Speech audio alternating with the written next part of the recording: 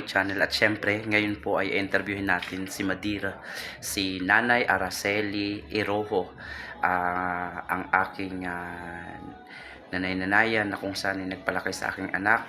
At mula po nung siya ay nag-alaga sa anak ko, hindi na po siya nagtinda. So, one time po sabi ko ay ako ay mag-scout para makabigay ng tulong o makahanap ng sinong gustong matulungan ng Team Ruel Lipat. Sabi niya sa akin ay hanap ako ng hanap, ay nandiyan lang naman daw sa tabi niya, sa tabi ko. Kasi nga naboboard nga siya. Alam niyo po, tawag dito, mula nung inalaga niya anak ko, 3 years old, 10 years na from now, iniwan po niya yung kanyang trabaho para sa anak ko. Kaya marapat lang naman na siguro Sir Ruel ay mabigyan po natin siya ng tulong para sa kanyang kahilingan na magkaroon siya ng maliit na tindahan, kasi hindi na niya kayang dati po ay naglalako po siya ng mga pagkain. So halika, tara, samahan niyo po ako at interviewin po natin siya kasi pumayag na eh. Ako po si Araceli Iroho, 71 years old, sa New Washington, Aklan. Yun, no. Blurred kanina eh. So ito yung paggagawa. Ito. Yan.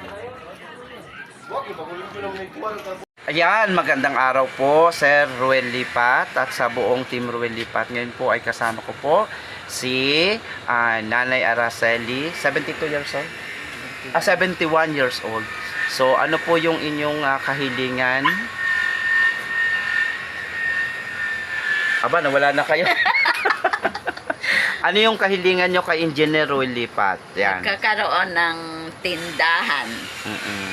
Bakit po? Parang may pagkakitaan. So, ayan o. Kausapin nyo sa Engineer Ruel Lipat, be. Sir Ruel Maton. Sir Ruel, sana matulungan mo ako ng kahit maliit na lang na tindahan. Parang may pagkakitaan ako. Okay.